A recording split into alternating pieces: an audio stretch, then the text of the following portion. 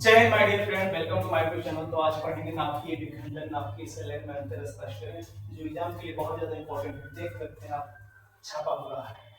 आपको विस्तार से जानेंगे कि नाभिकीय संलयन और नाभिकीय विखंडन में अंतर स्पष्ट करना है। एग्जाम में 2 नंबर का क्वेश्चन बनता है, बहुत इंपॉर्टेंट है। बिहार बोर्ड 12th में 2024 में पूछा गया है, मिला सकते हैं। 2024 में बिहार बोर्ड में 12th में भी पूछा गया है और 10th के लिए भी इंपॉर्टेंट है। राम आंसर ऑब्जेक्टिव भी आता है, इंपॉर्टेंट क्वेश्चन है। तो इसे हम बढ़िया से देखेंगे, जानेंगे, समझेंगे कि नाभिकीय संलयन क्या होता है। नाभिकीय संलयन क्या है? न्यूक्लियर फ्यूजन, इसका इंग्लिश में बोलेंगे न्यूक्लियर फ्यूजन। नाभिकीय संलयन, इस प्रक्रिया में 2 हल्के नाभिक संयुक्त होकर एक भारी नाभिक बनाते हैं। मतलब 2 छोटे-छोटे नाभिक रहेगा, उसको मिलाकर एक बड़ा नाभिक का निर्माण किया जाता है, उसको नाभिकीय संलयन कहा जाता है। इसकी एग्जांपल होगा हाइड्रोजन बम, बहुत इंपॉर्टेंट एग्जांपल है। कतई जहर है, कम से कम 10 बार पूछा गया है। हाइड्रोजन बम नाभिकीय संलयन के विखंडन है।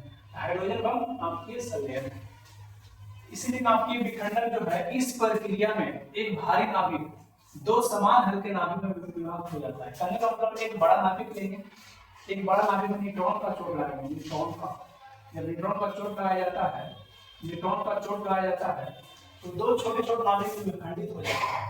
इसमें न्यूट्रॉन का चोट लगाएंगे, 2 छोटे-छोटे विखंडित हो जाएगा, तो उसको नाभिकीय विखंडन कहेंगे। विखंडन का मतलब टूटना होता है। देखिए, एक बड़ा नाभिक लेंगे, उसमें न्यूट्रॉन का चोट लगाएंगे, 2 छोटे-छोटे नाभिक में टूट जाता है, तो उसको नाभिकीय विखंडन कहेंगे। विखंडन जैसे एग्जांपल है परमाणु बम।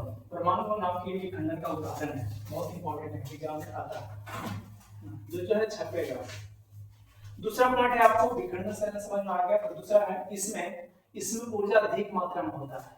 इसमें संलयन में ऊर्जा अधिक मात्रा में होता है, प्रचुर मात्रा में होता है, लेकिन इसमें ऊर्जा कम मात्रा में होता है। इसमें ये ताप पर डिपेंड करता है, ऊर्जा कम होगा कि मीडियम रहेगा, इसमें टेम्परेचर पर डिपेंड करता है। और तीसरा पॉइंट है, इसे नियंत्रित नहीं किया जा सकता है, इसको नियंत्रित किया जा सकता है। ऐसा है, विखंडन को नियंत्रित किया जा सकता है, संलयन को नियंत्रित नहीं किया जा सकता। इसमें अस्थायी नाभिक प्राप्त होता है, अस्थायी होता है, स्थायी नहीं होता है, अस्थायी होता है। इसमें अस्थायी नाभिक प्राप्त होता है।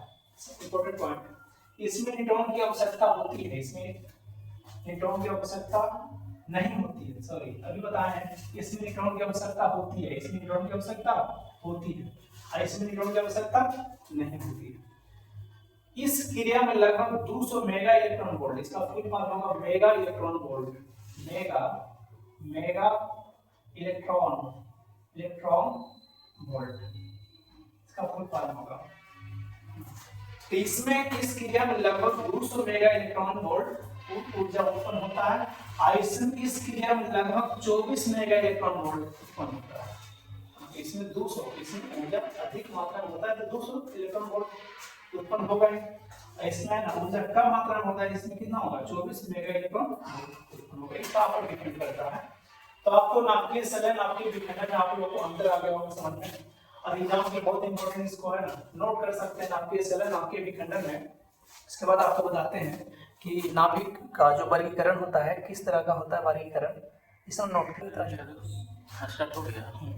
नाभिक का वर्गीकरण, क्लासिफिकेशन ऑफ न्यूक्लियस। आपको नाभिक का वर्गीकरण है निम्न होता है।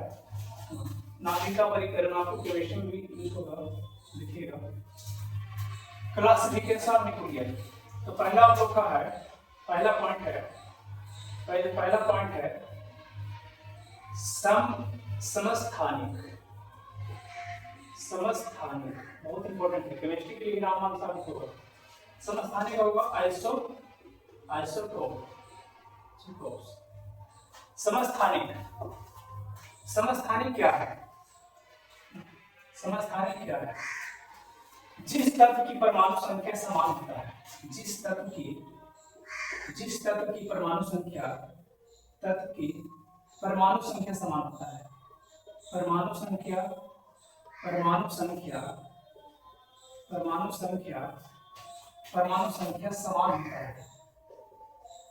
समान होता है, जिस तत्व की परमाणु संख्या समान होता है, परंतु परमाणु भार भिन्न होता है, परमाणु भार भिन्न होता है, भिन्न होता है जिस तत्व की परमाणु संख्या समान होता है। परमाणु संख्या या प्रोटॉन की संख्या भी बोल सकते हैं, पर प्रोटॉन की संख्या समान होता है उसे समस्थानिक कहेंगे। जैसे 1 हाइड्रोजन 1, 1 हाइड्रोजन 2, 1 हाइड्रोजन 3, ये सब क्या है? समस्थानिक है। इसमें नीचे वाला को परमाणु संख्या बोलते हैं, परमाणु संख्या यानी परमाणु क्रमांक समान होता है, और ऊपर वाला को परमाणु भार बोलते हैं। आपको पता हो किसी भी तत्व का ऊपर बोलते हैं परमाणु भार, नीचे क्या बोलते हैं? नीचे बोलते हैं परमाणु संख्या, परमाणु संख्या, नीचे वाला को परमाणु संख्या बोलते हैं, होता है, या परमाणु क्रमांक बोलते हैं। नीचे वाला जो होता है उसको परमाणु संख्या बोलते हैं, जेड। ऊपर वाला ए को क्या बोलते हैं? परमाणु भार, परमाणु भार। तो जिस तत्व की परमाणु संख्या समान होता है परंतु परमाणु भार भिन्न होता है उसे समस्थानिक बोलेंगे। आइसोटोप, आइसोटोप इंग्लिश की आपको याद रखना, आइसोटोप। दूसरा समभारिक, समभारिक, समभारिक, समभारिक, इसका इंग्लिश होगा आइसोबार, आइसोबार, आइसोबार। तो आपको इसको मतलब समभारिक क्या है? जिस तत्व की भार, समभारिक भार, जिस तत्व की परमाणु भार समान होता है, जिस तत्व की वैसा तत्व जिसकी परमाणु भार, परमाणु भार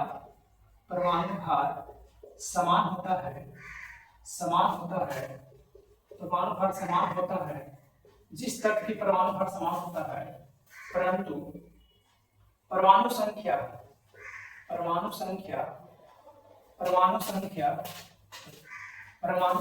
भिन्न होता है, यानी परमाणु संख्या भिन्न होता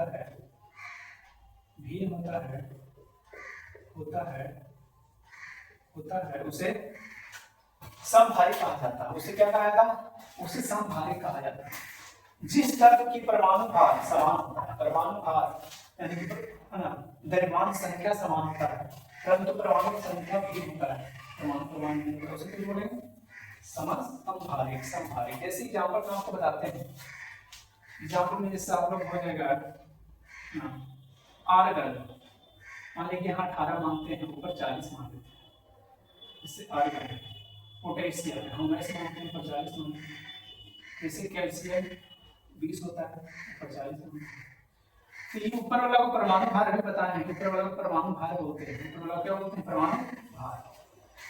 तो ऊपर वाला मतलब परमाणु भार समान होगा, परमाणु भार समान होगा, जिस तत्व का कोई भी तत्व हो उसके परमाणु भार समान होता है, परमाणु भार समान होता है और परमाणु संख्या भिन्न होता है, उसे समभारिक बोलेंगे। एक और है बस समन्यूट्रॉनिक, समन्यूट्रॉनिक,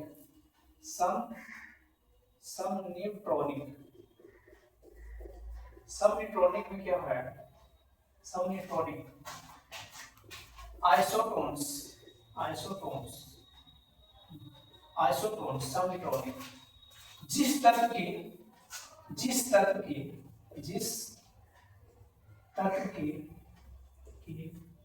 न्यूट्रॉन की संख्या समान होता है,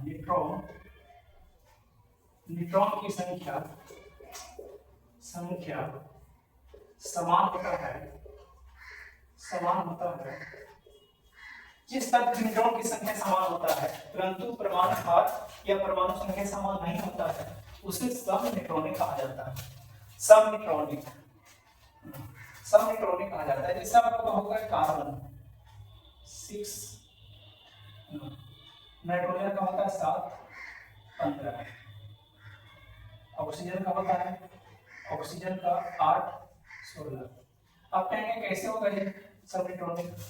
न्यूट्रॉन की संख्या समान होगा, न्यूट्रॉन की संख्या का मतलब न्यूट्रॉन की संख्या कैसे निकलता है आपको पता है? न्यूट्रॉन की संख्या जो निकलता है, न्यूट्रॉन की संख्या a-J, परमाणु संख्या में परमाणु क्रमांक घटा देते हैं, ऊपर में से नीचे घटा देते हैं, न्यूट्रॉन की संख्या निकलता है। ये न्यूट्रॉन की संख्या है, ऊपर में से नीचे घटा देते हैं, न्यूट्रॉन की संख्या पता है। 15 में 7 गया 8, 16 में से 8 गया 8, मतलब 8 8 दोनों समान है, न्यूट्रॉन की संख्या समान होगा।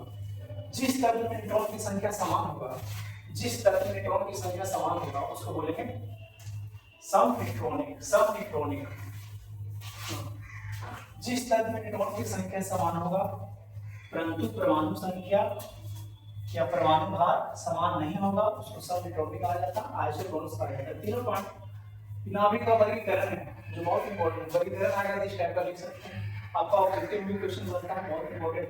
तीनों का नाम आप लोग कमेंट में बताइएगा किसको नाम क्या है, टाइटेनियम किसको नाम होता है आपको, और जितना भी पॉइंट इंपॉर्टेंट है उसको नोट कीजिए। मिलते हैं नेक्स्ट क्लास में, जब तक जय हिंद।